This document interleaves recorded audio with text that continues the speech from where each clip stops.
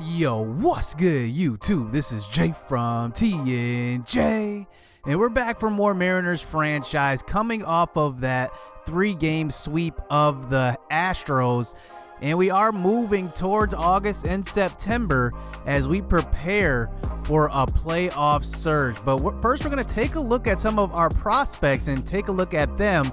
As you know, we have a couple of guys who are having pretty good seasons, starting with Max Posey. That guy is having a phenomenal season, and so is Justin Dunn. He's 23 years old, 8 potential, 7-1 on the season, and a 115 whip. Justice Sheffield, he's kind of been in and out of the DL, and I do want to kind of get him more healthy. Remember, he did make his debut in real life, so I do kind of want to get him some more looks, and hopefully he can progress a little faster than what he is. But the guy I want to highlight now is Kyle Lewis. He is one of the top prospects in the Mariners organization, but look at the season he is having. He's not only leading Double-A in batting average, he's leading them in doubles, in home runs, in steals, everything. And this guy is definitely going to be probably our minor leaguer of the year on the offensive side of the ball.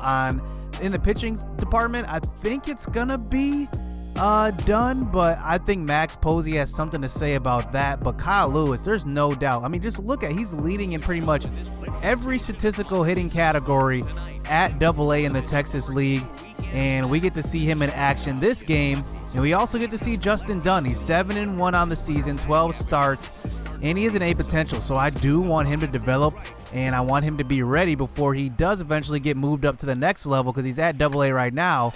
And here he is facing some action here in Double-A in the top of the first inning. He does get a line out to right field as he has one out in the inning. Here is Mendoza to the plate. He hits a hard liner to Joe Rizzo, who's actually a top 25 prospect in our organization right now. He gets the out. He's only 20 years old.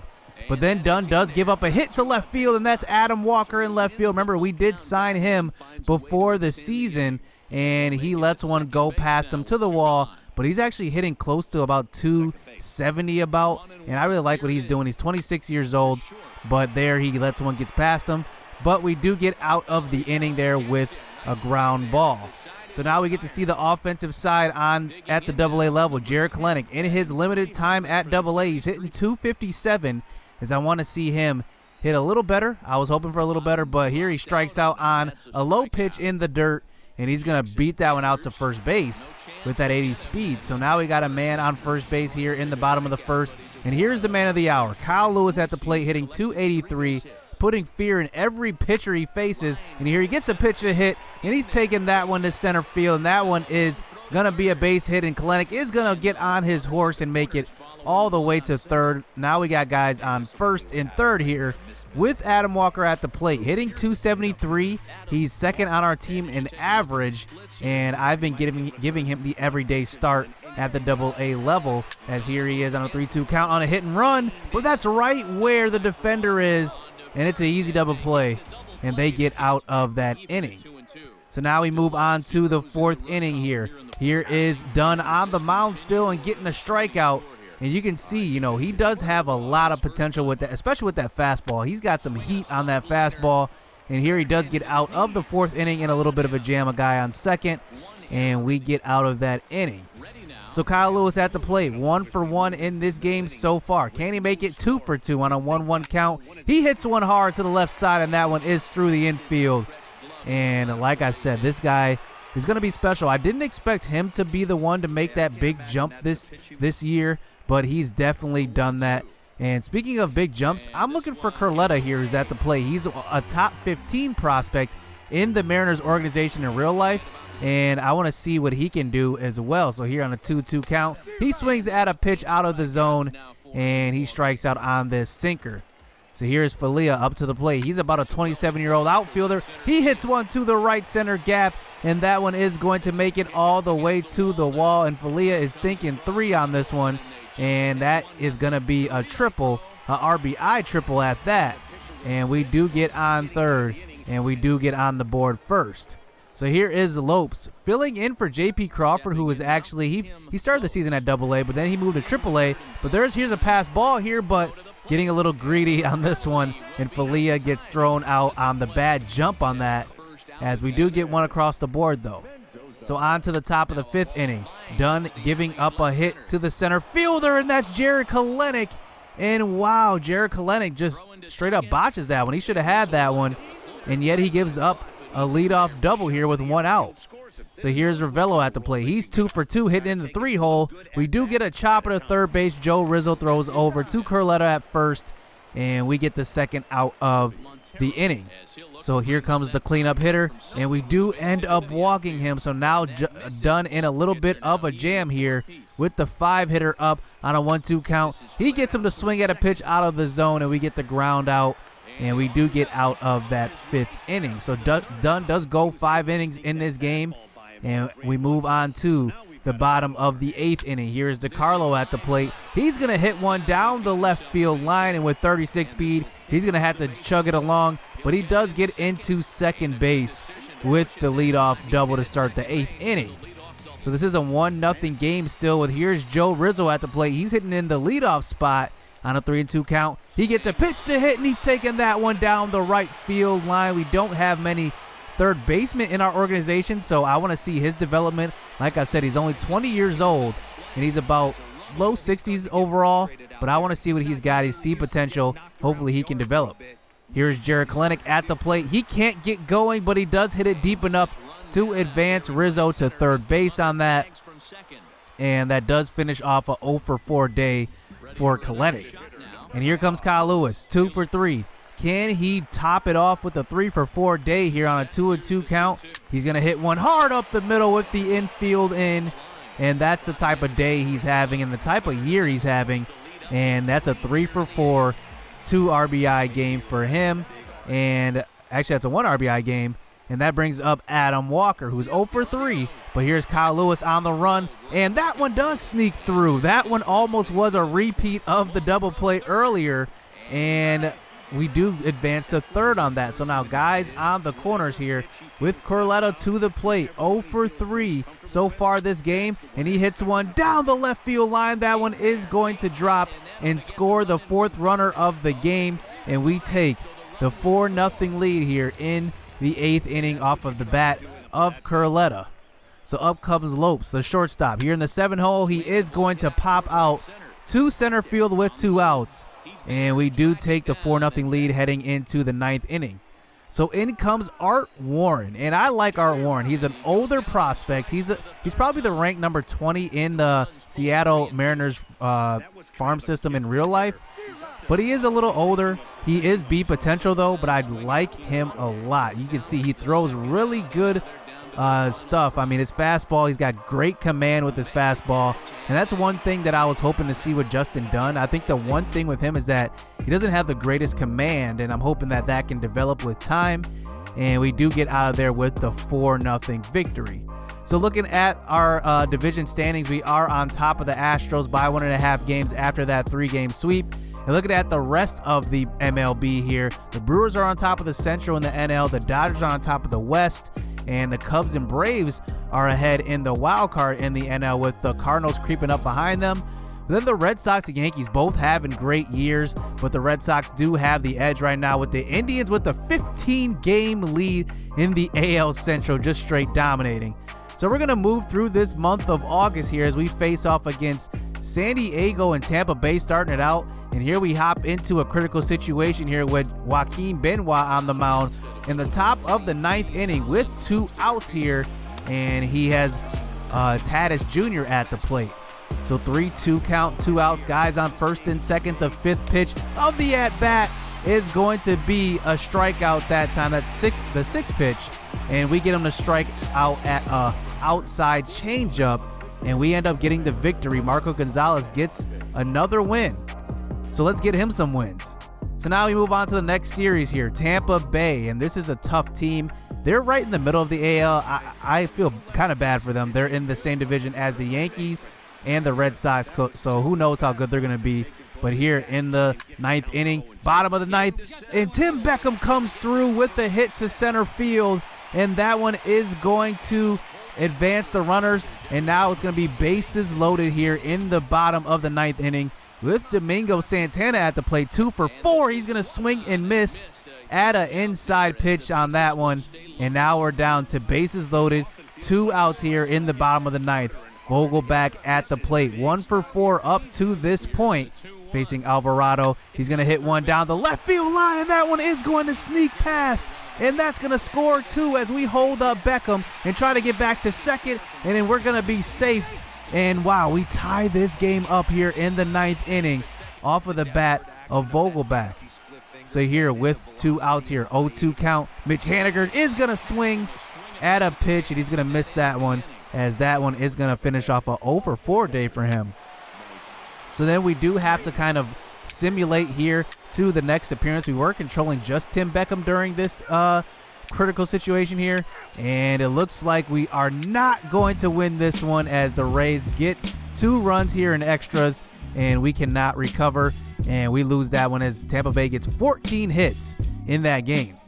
So you see we did split with the San Diego Padres, and then we're splitting with the Rays right now. And then we hop into another critical situation here in the bottom of the 9th here with Domingo Santana to the plate with the 3-2 count. Alvarado on the mound once again with Malik Smith on first. So here is the pitch. And he gets one right down the middle, but he is going to pop this one to right field. And the Rays are going to win 2 of 3 on the road, as we had to protect our home field. We dropped 2 of 3 to Tampa Bay, and we got to beat some of these teams that are coming onto our home turf. So here is the next series here, going up against Detroit. Daz Cameron at the plate here in the bottom of the 9th. A lot of critical situations here in the 9th inning. Here's Diekman on the mound on a 0-0 count. He's going to get a pop-up to right field, and that one is going to be deep enough to score the runner here from third base. And Detroit ties this game up at 6 apiece. Now they load up the bases again. Here on a 1-2 count, we do get a pitch up in the zone, and Jordy Mercer is going to swing at that, and we get out of that inning. But now we advance on to the bottom of the 10th. Miguel Cabrera starts it out with the leadoff triple. When's the last time he's had a triple? I gotta be honest. But he does start out with the triple, and now we're in another tough situation here in extras. Here's Grayson Griner at the plate, hitting .230 on the year with guys on the corners here. And on a 2-2 count, here's a pass ball, and Omar Narvaez is going to throw to the plate, and we're going to nail him at the plate. Wow, so Miguel Cabrera had a pinch runner in, but take another look. I'm not so sure we got him. Just look at this. I think that hand might be in on that, but Diekman just gets him. I think the ump may have had a bad view on that one, because you see the runner is in the ump's view, and all you can see is the tag, and Diekman gets him. So we get the call on that. So now there's 2 outs in the inning here with the 3-2 count, and we do get a pop-up to right field. Griner is going to pop it up to Mitch Haniger, and we do get out of that 10th inning. So on to the top of the 12th. Here is Tim Beckham at the plate here with 1 out. He gets a pitch to hit. He's going to drive it deep to the left center gap, and that one is going to be a ground rule double, as Tim Beckham starts out this 12th inning with a double. So Omar Narvaez, 3 for 4 in this game. He hits one to the left side, and that one's over the third baseman's glove. And now we got guys on the corners here with 1 out in the inning, and J.P. Crawford to the plate.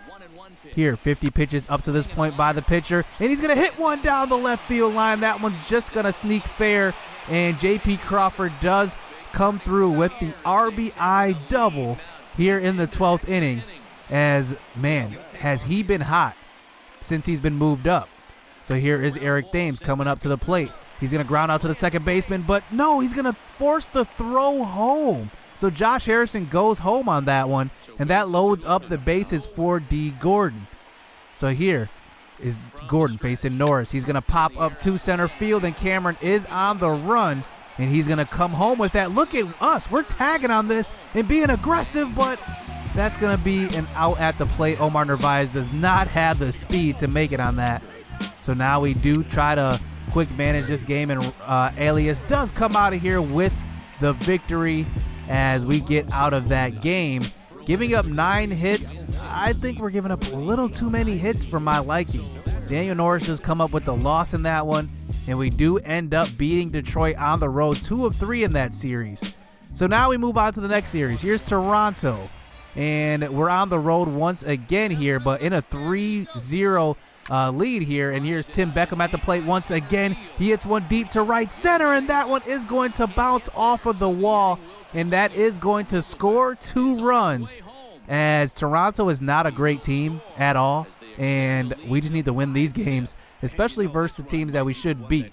And we end up taking the 5-0 lead in this game, and Felix Hernandez actually ends up winning this game, as we actually ended up giving up 5 runs in the 9th inning, but we still hold on and win 6-5, giving up 15 hits. I mean, our bullpen has just given up so many hits, and Felix Hernandez actually gave up a lot of hits in that one, but our bullpen has been pretty spotty.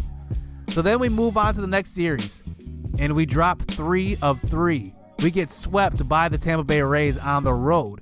So now we find ourselves back where we started. We're at 66-62, 4 games over 500, and find ourselves in yet another extra inning game, as here's Eric Thames at the plate versus Toronto. This time we're at home, and we hit one to the left side, and there is Thames on the run. He's going to make it to second base, and he's sliding in safe here in extra innings in the bottom of the 13th.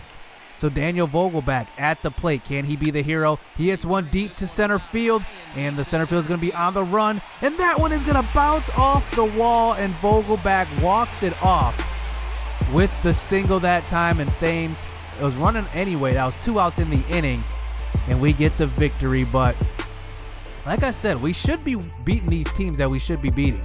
We beat them 2 of 3 in that series, and now we hop into the next series here versus the Yankees. But look at this. I mean, we're 68-63, and we actually fall back 1.5 games back of the division, and the Astros are right back in first place. So just looking at where our strong points are and where our weak points are, I think we're doing pretty well in offense, I gotta admit. Omar Narvaez is definitely the surprise of this year, hitting over 300. JP Crawford, his average is bumped down to 260, but he was starting out pretty hot at about 280, but it's gotten down a little bit. But, you know, Eric Thames isn't hitting well at all. I'm actually going to put Yonder Alonso back in the DH spot versus right-handed hitters, and Hector Varela is back from the DL. But I'm not going to start him. JP Crawford has definitely earned that spot, so I'm definitely going to start JP Crawford there. As you see, he's up to 69 overall, and hopefully he can keep improving. So we are going into the next series, and it's versus the Yankees. So this is basically one of the best teams in the majors right now, and they are actually in second place in their division. Can you believe it? With the 86-46 record, they are in second place. So that's probably going to do it for this episode. Next episode, we'll get into the end of August and into the beginning of September, as we look at some of our September call-ups, and if any of our minor league teams did make the playoffs, we'll show some action there. But that's going to do it here. So hit subscribe, hit that like button. We're closing in on the end of this season, and it's been a quick season 1, and I like what we're doing so far. We're right about where I thought we would be. 68-63 is about where I thought we'd be at this point. But I like our team. So hit subscribe, hit that like button. Stay tuned. Let's get it. Let's go.